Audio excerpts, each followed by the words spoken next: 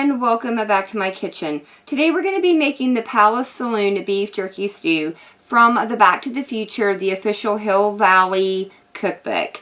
The ingredients we're going to need are beef stew meat, onions, celery, and carrots, garlic, tomato paste, salt, pepper, and cayenne, as well as some bay leaves, chili powder, flour, vegetable oil, balsamic vinegar, potatoes, beef stock, and some beef jerky. And those are going to be all of our ingredients. I will leave the exact amounts down in the description.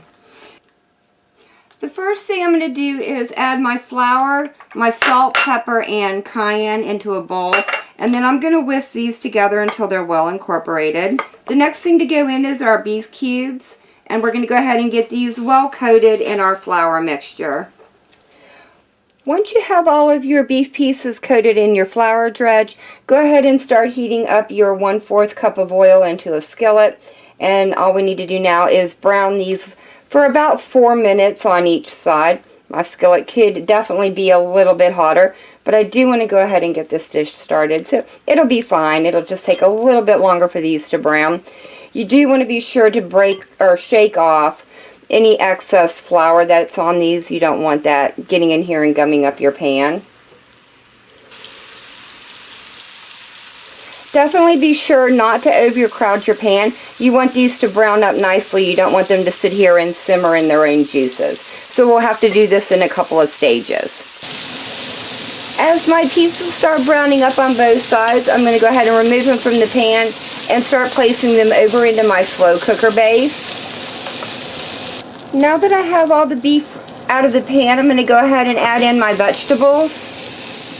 And I'm going to start sauteing these until the onions just start to soften up. Want to be sure to scrape up all that nice fond on the bottom. That's just going to add more flavor into our stew. These have been going for about 3 minutes on high. The onions are starting to soften up and some of the vegetables are starting to turn brown, which is exactly what I want. And the next thing to go in is going to be our garlic.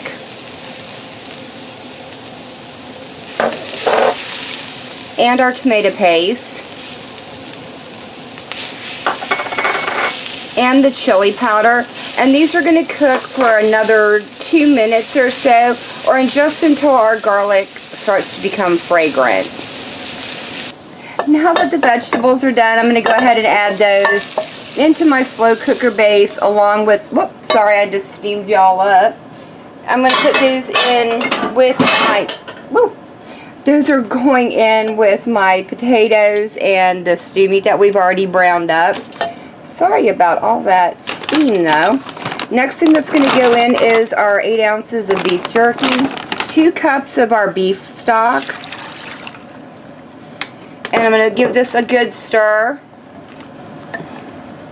Alright guys, I've gone ahead and thrown in the 2 bay leaves. Now the instructions say to let this cook for 8 hours on low, but I'm starting to run out of time, so I'm going to go ahead and put this on high for about 4 hours, or until our beef starts to shred apart with a fork. So I'll see you once that's happened. After about 5.5 hours on high in the slow cooker, the meat and potatoes are finally done, and the last thing we have left to do is to add in the 1 tablespoon of balsamic vinegar. I'm going to quickly stir this in and remove my 2 bay leaves, and then we'll get this served up and give it a try and see what we think about it. I've got the Palace Saloon beef jerky stew all plated up. I'm serving it alongside some nice crusty bread, and let's get in here and try this out and see what it tastes like. I like all the flavors going on in this stew. Everything pairs nicely with the other. The only thing I would say is maybe next time I'm going to leave the carrots out. I find that they've added a note of sweetness to this that I wasn't quite expecting. And overall, I'm not a big fan of cooked carrots anyways. The beef jerky has softened up beautifully. Just melts in your mouth when you take a bite out of it. And the rest of the meat is tender as well.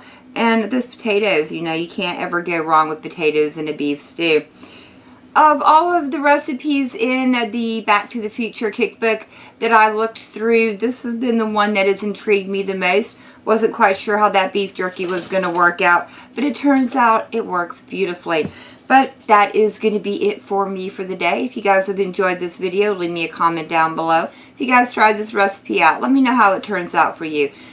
And as always, thank you all so very much for joining me today. Above all, girl, I hope you guys have enjoyed, and I hope I'll see you in the next one.